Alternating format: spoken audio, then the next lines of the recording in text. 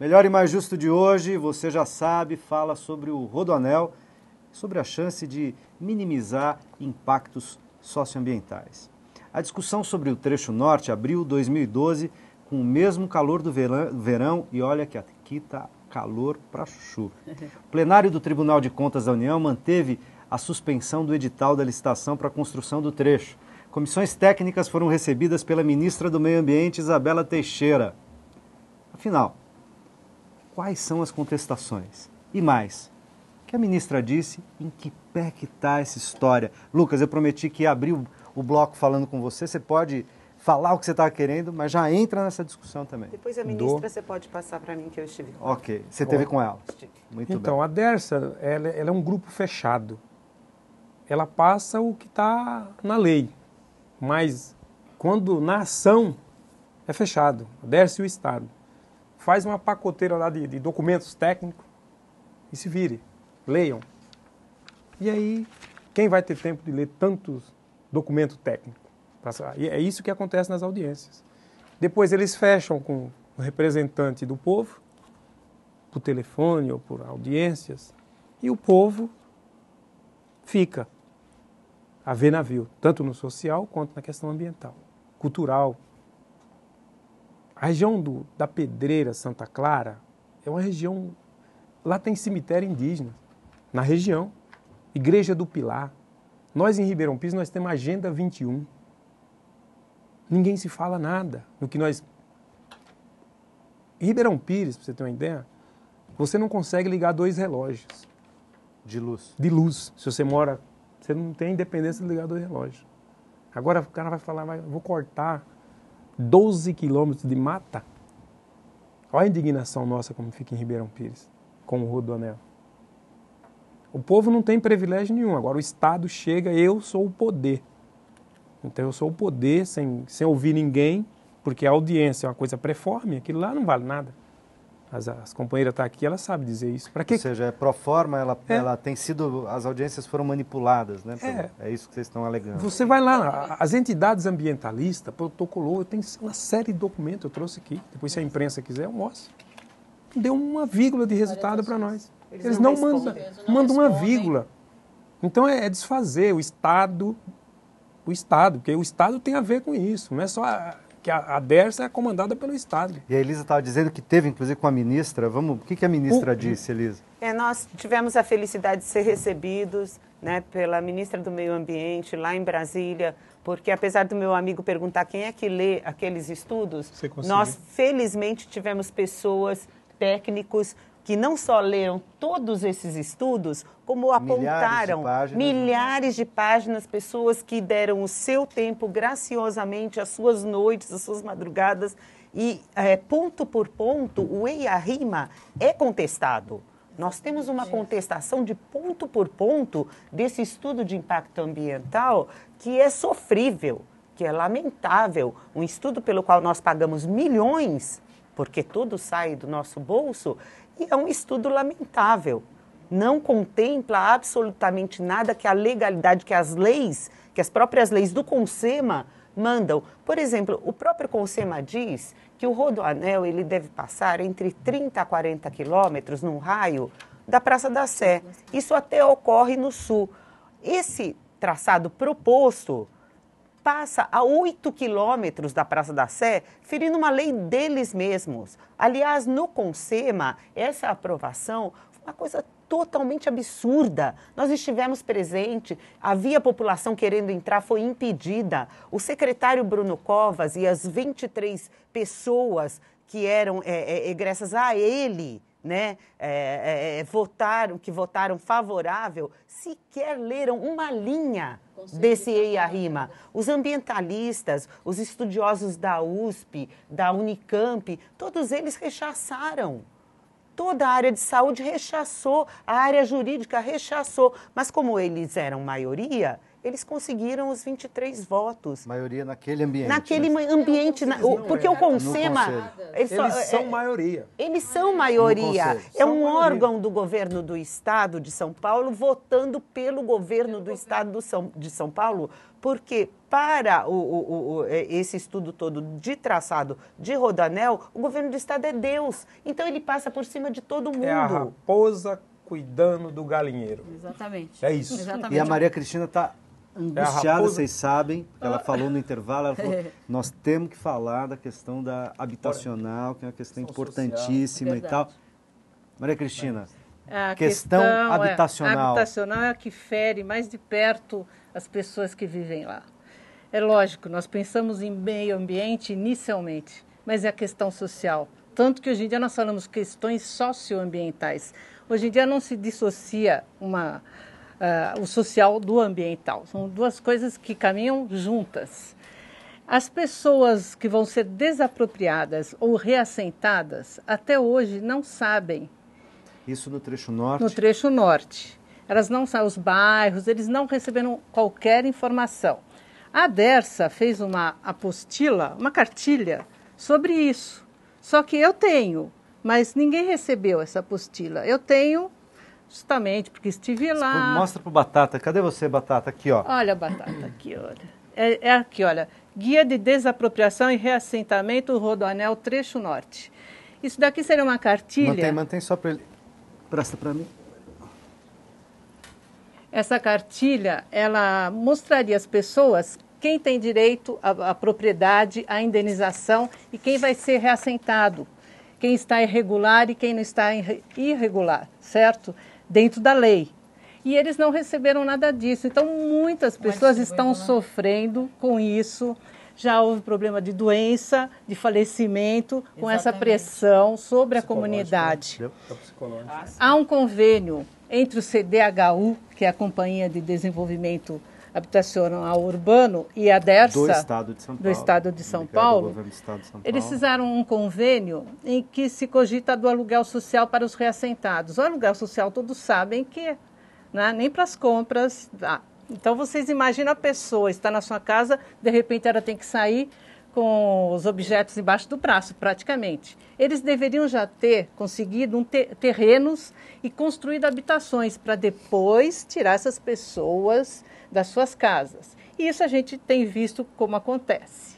E eles não têm nem o terreno, ao menos até o momento, não têm nem o terreno, muito menos as habitações. Estamos assistindo o Pinheirinho aqui no Vale do Você Paraíba. que falou. Né?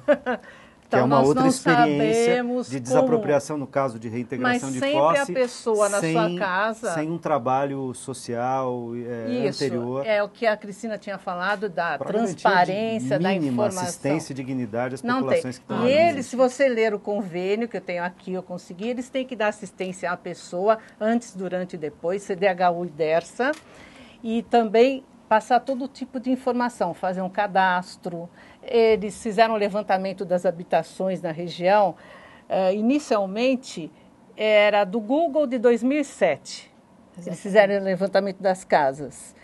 E as famílias que moram nessas casas? Às vezes é um sobrado, mora uma família sobre a outra. Então, essas irregularidades estão levando a maior insegurança entre as pessoas. É por isso que quando iniciam as desapropriações, há o tumulto. Porque as pessoas já estão com os nervos à flor da pele. Não é, e eles também não têm, hoje em dia, o respeito da população, porque nos outros trechos eles não cumpriram... Os passivos ambientais. Os passivos ambientais e nem as questões sociais. Os passivos ambientais, desde o trecho oeste, o primeiro, eles ainda há passivos ambientais a serem cumpridos. O que seriam os passivos? Né? Construção das casas... replantio, né? Segundo a lei, é obrigado a colocar de compensação 0 ambiental. 5% do custo da obra é aplicado na compensação. Agora, uma Serra da Cantareira, como vai ser compensada? A compensação, no caso ambiental, né? Plantio de árvores, é isso? Exato. E com resgate e regeneração de nascentes. Como é que você retira 93 hectares de mata nativa que está lá desde sempre e compensa? Qual é a compensação? Na verdade, a Dersa... Não, mas qual é a compensação na lei? Como ela é fechada... A gente pode falar que em tese não há compensação, não é compensado. Não é em tese, em realidade mas são áreas de proteção permanente, mas então não a lei lei prevê algum tipo de compensação. Ela chama de compensação algo que é incorretamente chamado de compensação. Mas aquilo que ela se propôs a fazer, ela fez? Uma coisa você diz, olha, há uma coisa que é irremediável. Você tirou, é irremediável. Você derrubou uma floresta que demorou centenas de anos para crescer, isso não é retornável. Muito bem, não é retornável. Agora, apesar disso, já tirou. Prometeu alguma coisa. Prometeu. Na lei, estava obrigado a fazer determinadas coisas. Fez aquilo que propôs. Aquilo que é impossível fazer, não fará mesmo. Mas aquilo que propôs, fez. Dentro da lei, você precisa de 500 hectares para replantar. Não há 500 hectares, entendeu? Para se plantar em São Paulo, porque não há terrenos disponíveis para isso. Eles teriam que desapropriar, então, outros terrenos, isso seria o correto, e aí plantar. Você acredita que alguém vai retirar pessoas para fazer um plantio de floresta? Isso também não é nem justo, porque nós temos uma carência de terreno para moradia. Então, os terrenos disponíveis, eles deveriam ser para moradia. Então, você suprimir, simplesmente porque o governo do estado quer fazer uma obra a qualquer custo, uma mata que eles não podem recolocar em lugar nenhum, inclusive falando em compensações, eles só poderiam fazer um novo corte caso eles tivessem feito o que já prometeram. Os passivos ambientais estão aí. E eles não fazem, não falam em fazer. É dar crédito ao devedor. Só completando da habitação, que é muito importante, o plano diretor, ele... Plano diretor da cidade de São Paulo. O que ele diz que é quando a pessoa é desapropriada ou reassentada, ela tem que ir para uma outra habitação, é obrigatório que tenha a qualidade de vida que ela tinha ou melhor e que ela não perca os vínculos com familiares, os vínculos sociais. Como eles podem prever se ainda não tem nem as habitações? Como isso vai ser depois fiscalizado? Depois que eles desapropriarem, tirarem as pessoas do local, elas vão ficar ao léu. Elas não vão saber para onde ir e como vai ser feita essa fiscalização. É aí que se cria o passivo ambiental. Depois que tirou da casa, não tem mais como arrumar. Eles ficam sem fiscalização alguma. A experiência que eu tenho quando se fala muito na Dersa, é que a Dersa, ela terceiriza o trabalho. É tudo terceirizado. Quem vai falar com essas famílias não é direto a Dersa. Eles contratam uma empresa lá. Só para vocês saberem, a Dersa não está fazendo mais a parte de habitação. Quem está fazendo é o DR. É a SPMar, por exemplo. O trecho leste hoje a SPMar é uma concessionária. Concessionária que foi feito um decreto para eles participaram de uma gerenciar um trecho, o traçado leste. Trecho, né? Então a gente fala, quando se fala muito na Dersa aqui, mas você não consegue falar com a Dersa. A Dersa vira uma cortina de ferro. Você não consegue falar com ela. O que eu acho mais incrível é assim, a autonomia que a Dersa, que é um órgão auxiliar, né, do Estado, a autonomia que a Dersa tem para responder pelo governador, para responder pelo Estado. Não é? É um absurdo o poder que tem a Dersa. Não é? Então, assim, mas esse poder é delegado, não é que ela tem. Alguém deu a... Pois é, mas aí a população fica sem ter quem recorrer, porque você procura o governador para receber o movimento, nós não fomos recebidos ainda. Já tentamos várias vezes, né? O governador Alckmin não nos recebe, não é? E aí vocês têm que ir na Dersa mesmo. A Dersa também não nos recebe. Você vai na Assembleia Legislativa, a correlação de forças lá que o governador mantém na Assembleia Legislativa é favorável a ele. Você também, a população que teria, pela democracia, ali um veículo de se manifestar, também não consegue se manifestar. Não é? Então, a população ela fica assim, nas mãos na Câmara também não, né? Na Câmara também não. Porque acaba que o assunto está mais em nível de Estado, portanto, mais na Assembleia. Agora nós temos assim uma luz assim que acendeu no fim do túnel, porque assim, nós conseguimos, né, o movimento com muito esforço, conseguiu mostrar para os vereadores da Câmara Municipal de São Paulo que o trecho que passa dentro do município de São Paulo, ele é totalmente legal, porque ele vai de contra o plano diretor da cidade, né, e contra as leis de uso e ocupação de solo. Não é? Então, está sendo pedido pelo vereador José Américo, na Câmara Municipal de São Paulo, o cancelamento de licença do início de obra que foi dado pela Prefeitura, porque a Prefeitura também faz o jogo do Estado. Não é? Eu gostaria que, inclusive, ou a Elisa ou a Cristina falassem um pouco sobre o documento que foi feito por uma comissão instituída na Secretaria do Meio Ambiente em relação ao trecho Rodoanel, não é? Que um documento que deu um parecer com 70 ou mais itens, né, Cristina? Deixa eu cumprimentar. Deixa eu dar uma cumprimentada aqui, por favor, só para ajudar a falar aí. Ora, existe, por exemplo, os comitês de bacias. Você sabe que o Estado não respeita a coisa que ele cria. Comitê de bacia do Alto Tietê, do Billings Tamanduateí. Esses projetos não passam nada. Conselho de Meio Ambiente, que tem um poder de avaliar qualquer projeto na cidade, até para nós estar discutindo a questão da compensação. Eu queria tanto falar para ele, vamos criar unidade de conservação em todo esse corredor aqui. A bacia do Guaió, igual vocês devem conhecer, a bacia, o resto que ainda tem de preservação da Gruta Santa Luzia, um lugar excelente para nós criar unidade de conservação lá, que a lei permite isso aí. Cadê? Com quem que nós vamos falar? O Kassab, um tempo atrás, falou, vamos criar corredores ecológicos em volta do Rodoanel. Mas para quem que a sociedade vai fazer essa cobrança hoje? E quando vocês fazer aqui corredores ecológicos ao longo do Rodoanel? Porque são previstos os parques, principalmente ali no trecho norte, estão previstos pela municipalidade, porque na realidade ali só é permitido preservação. São Paulo. Porque nós temos os parques, o Parque Estadual da Cantareira e o Parque Estadual Alberto Löfgren. E no entorno foram criados pelo município os parques de borda, certo? Ao mesmo tempo que o município cria esses parques no papel, ele sequer te informa. Você pede informações em que pé estão essas unidades de conservação, há unidades de conservação previstas lá e há parques lineares também, eles sequer dão informações. Então tudo é uma falácia, tudo é uma grande mentira, né? Eles vão cercando a coisa porque ali toda essa área é uma zona de amortecimento dos parques, criado pelo governo do estado. Os direcionamentos O que é uma zona de amortecimento dos parques? Existe o SNUC, que é o que rege os parques, as unidades de conservação do estado de São Paulo. É um documento assinado pelo governador Alckmin há muito tempo atrás. Talvez ele tenha esquecido que assinou isso.